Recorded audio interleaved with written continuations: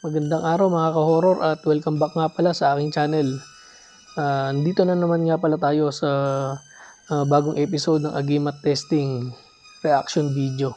Bali sa episode na to, ipapakita natin yung video na in-upload ni Idol Nick Banayo o Commander Bantugan sa kanyang YouTube channel. Ito yung dumayo kami sa Batangas para magsubukan ng Agimat. Bali 2 months ago na itong video na to. Bali ang kagandahan sa video na to, dito sa video na to ay mayroon na siyang nilimusan. Kumbaga may nanalo na. Tingnan natin mga ka-horror kung anong klase ng Agimat yung nilimusan ni Commander Bantugan dito. Bali yung video nga pala na papakita ko sa inyo ay maiksi lang. Kumbaga pinili ko lang yung highlights ng video na in-upload niya. Ngayon, kung gusto nyo panoorin yung buong video ni Commander Bantugan ay ilalagay ko yung link dito sa baba. So tara mga ka-horror at simulan na natin yung video.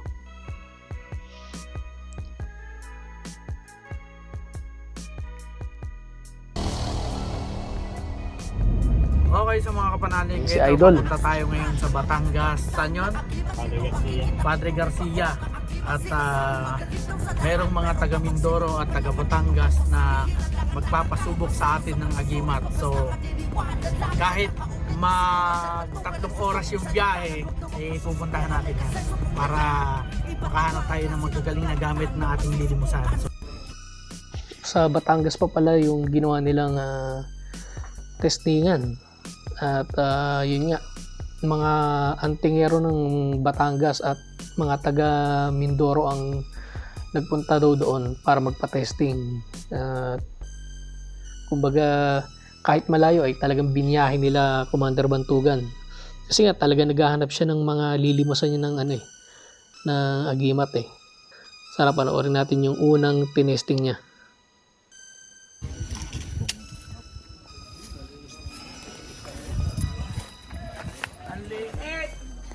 Oh, medalyon. Maliit daw. Nagalaw pa. Pero yari kay Idol yan. ganito na muna. Commander Bantugan yan eh. Pan! Ayun, kitang-kita naman na gumagalaw, di ba? Mga horror.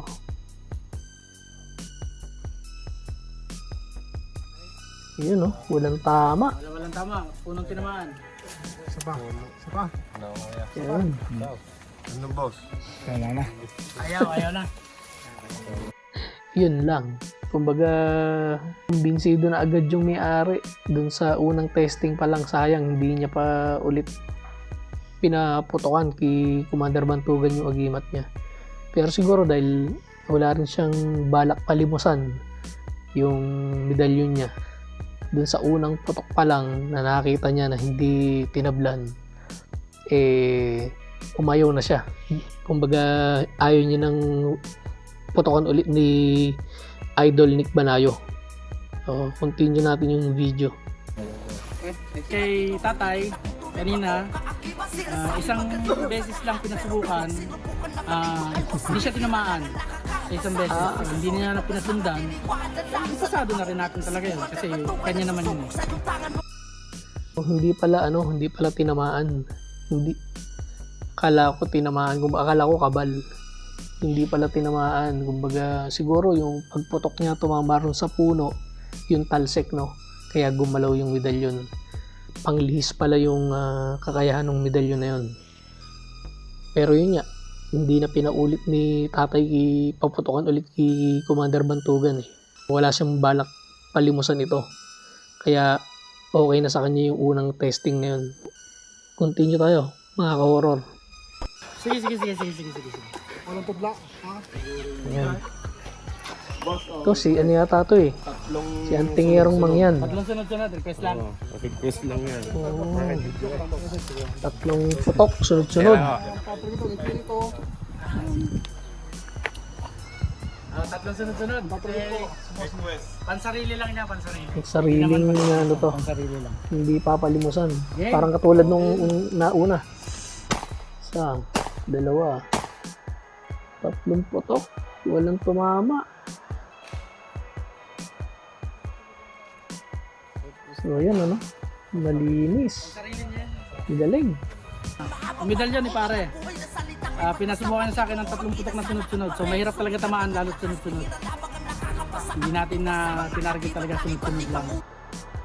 Para kay Commander Bantugan, yung puputok mo ng 3 sunod-sunod ay medyo mahirap kumpara dun sa putok tapos iispatan mo ulit o tatargetin mo ulit then putok. So yun, kumbaga hindi stable yung braso mo eh. Tsaka yung kamay mo dahil yung unang putok pa lang is may gumalaw na eh. Pero yun nga, magaling pa rin dahil hindi tinamaan eh. Commander Bantugan yan eh. Kumbaga sharpshooter. Okay yun, yung medalyon ni Antingierong Mangyan. Continue tayo. Pasado na rin, sige, kasi hindi naman siya, Yun, pasado nga. dinapatan ng bala. Hindi lilimusan.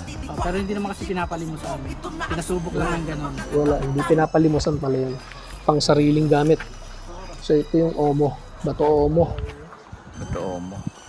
Ito tama. Yun nga. Yun. Ayun.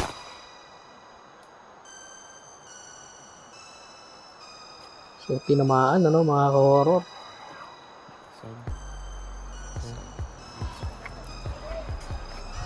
Yun na. So hindi ko alam kung ito rin yun eh. Parang hindi ito eh. Parang iba to eh. Pero kasi Bato Omo rin to eh. So yan, unang putok ano. O pangalawang putok, hindi tinamaan. Yung pangalawa, nalaglag. Yan oh. Ayan. Buo pa rin. Pakita daw para din sa video. Grabe. Ano? Ang Decision. ganda ng Bato Omong itim. Isa Mutya. Ano na yan? Isa pa. Ayan. Isa pa daw.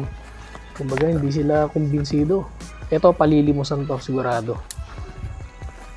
So nilagay sa ano no, towel. Ayun, pinutukan ulit.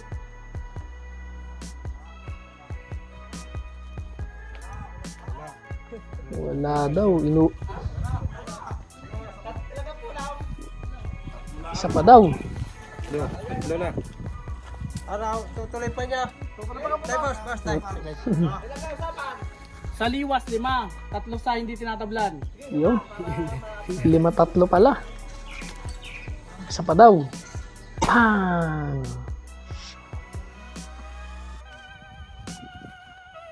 So yun ano, tinamaan eh. Tinamaan ng ano?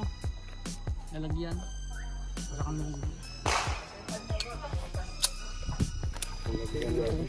Magaling to. Yan ano. Sabi nga ni Commander Bantugan, magaling to. Walang tama. Mga kapanalig, ayun na, tapos na yung ating testingan ngayon dito sa Batangas at kayo na rin yung musga ng mga sinasabi nating nakapasa. Kasi yung kanina, yung Omo, bilog kasi eh. So dumudulas yung bala pagka ano. Pero tinamaan kasi yung lalagyan. Siguro sa kabal, pwede natin siya sa kabal siya. Yun lang ang problema dahil sa bilog siya. Hindi tulad ng medallion is flat. May tendency pag tinamaan ng bala is dudulas.